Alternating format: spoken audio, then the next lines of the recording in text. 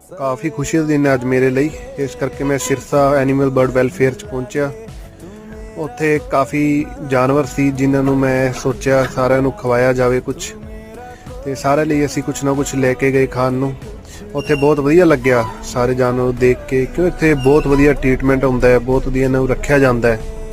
ਤੁਹਾਨੂੰ ਪਤਾ ਹੈ ਆਪਣੇ ਕੋਲ ਜ਼ਿਆਦਾ ਵੱਡਾ ਸ਼ੈਲਟਰ ਨਹੀਂ ਹੈ, ਪਰ ਇੱਥੇ ਆ ਕੇ ਬਹੁਤ ਵਧੀਆ ਲੱਗਦਾ ਮੈਨੂੰ। ਇੱਥੇ ਅਸੀਂ ਕੁਝ ਦਿਨ ਪਹਿਲਾਂ ਇੱਕ ਮੰਕੀ ਦੇਖ ਕੇ ਗਏ ਸੀ, ਉਹ ਹੁਣ ਕਾਫੀ ਰਿਕਵਰ ਸੀ, ਤਾਂ ਉਹਨੂੰ ਦੇਖ ਕੇ ਬਹੁਤ ਵਧੀਆ ਲੱਗਿਆ। ਤੇ